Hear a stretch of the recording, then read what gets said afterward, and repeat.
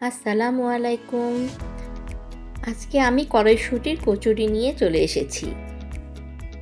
এই কড়াইশুঁটি কচুরির জন্য কড়াইশুঁটি আর কাঁচামরিচ আমি ব্লেন্ডারে ব্লেন্ড করে রাখবো। আর 2 কাপ ময়দা নিয়ে নিব এখানে।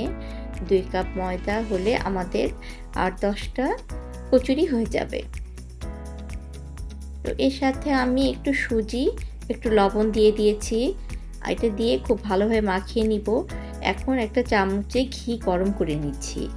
ঘি গরম করে এখন আমি ময়দার সাথে মিশিয়ে নিব।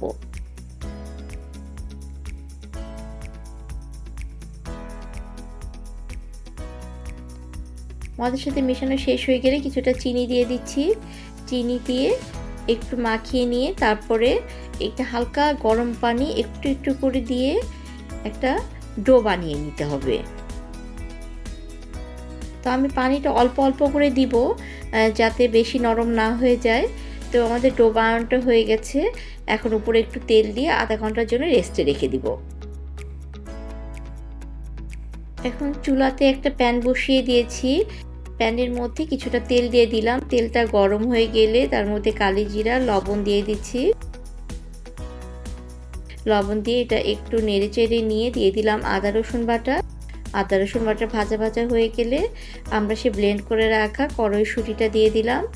কড়াইশুঁটি দিয়ে খুব ভালোভাবে নাড়াচাড়া করে নিতে হবে। আর এই পর্যায়ে আমি দিয়ে দিলাম চাট মশলা 1 চামচ আর বিট লবণ।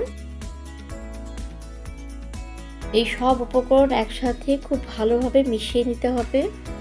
মিশিয়ে নেওয়া হয়ে গেলে আমি কিছুটা চালের গুঁড়া দিয়ে দিব বাইন্ডিংসটাকে শক্ত করার জন্য। কারণ বাইন্ডিংসটা নরম হলে চারিদিকে ছড়াই ছিটায় যাবে আর শক্ত হলে খুব ভালোভাবে পুরটা ভিতরে থেকে যাবে। এখন আমাদের প্রায় হয়ে গেছে। 1 চামচ ঘি দিয়ে আমরা এটাকে নাড়াচাড়া করে নামিয়ে নিব। হয়ে গেল কচুরির পুর তৈরি। তো এখন কড়াইশুঁটির কচুরিগুলো আমরা ধীরে ধীরে একটা একটা করে তৈরি করে নিব। তো আটাটা নিয়ে আমি খুব ভালোভাবে আবার মেখে নিচ্ছি। তার কারণ আটাটা যত ভালোভাবে মাখা হবে কচুরিটা তত ফুলবে।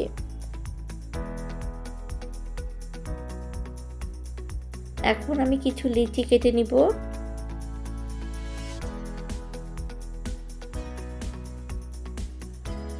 লিচিগুলো সব কাটা শেষ হয়ে গেছে। এখন আমি একটা একটা করে গোল করে নিব যাতে ভিতরে আমি পুরটা ভরতে পারি। ভিতরটা একটু মোটা থাকবে, সাইডগুলো পাতলা হবে। তো আমি এখন পুরটা দিয়ে দিব। পুরটা দিয়ে তারপরে মুখটাকে খুব ভালোভাবে আমি সিল করে দিব।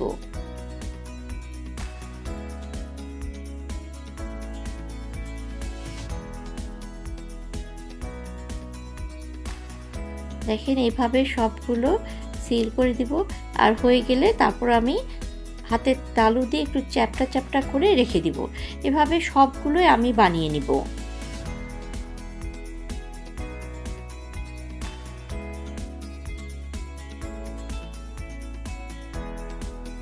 এই সবগুলো বানানো শেষ হয়ে গেলে আমি সব একটা একটা করে সবগুলো বেলে নিব।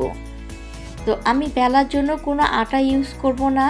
সামান্য একটু তেল দিয়ে দিব বোর্ডে, দিয়ে এই তেলের উপরই আমি বেলবো।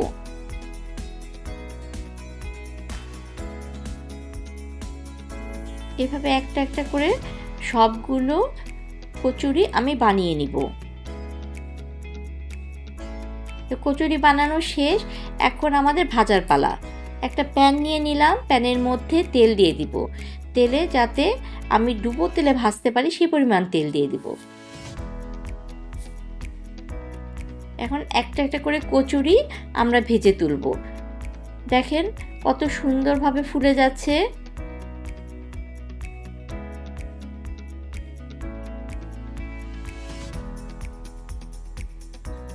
আমি এই পর্যায়ে জালটা মিডিয়াম টু লো আঁচে রেখেছি। খুব বেশি জোরে জাল দিলে পুড়ে যাবে। আর মিডিয়াম জালে করলে দুই পাশে খুব খাস্তা জাতীয় একটা কচুরি হবে। তো আমাদের 2 পিস হয়ে গেলে এভাবে 2 পাশে যদি যখন ব্রাউন কালার ধরে যাবে তখন আমরা তুলে নিব। এভাবে একটা একটা করে সবগুলো কচুরি আমরা ভেজে নিব।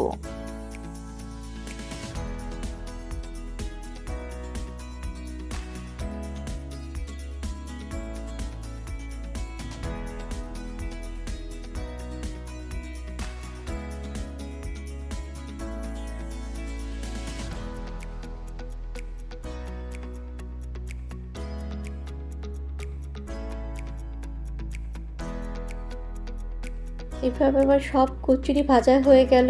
দেখুন সবগুলো কত ভালোভাবে ফুলেছে আর খেতেও কিন্তু খুব টেস্ট হয়েছিল। আমি একটা আপনাদেরকে ছিঁড়ে দেখাচ্ছি। দেখেন কিভাবে পুরটা চারিদিকে ছড়িয়ে আছে। পুরটা কিন্তু বের হয়নি এবং খেতেও খুব ভালো লেগেছে। তাহলে আজ এই পর্যন্তই, দেখা হচ্ছে পরের ব্লগে নতুন কোনো রেসিপি নিয়ে। আল্লাহ হাফেজ।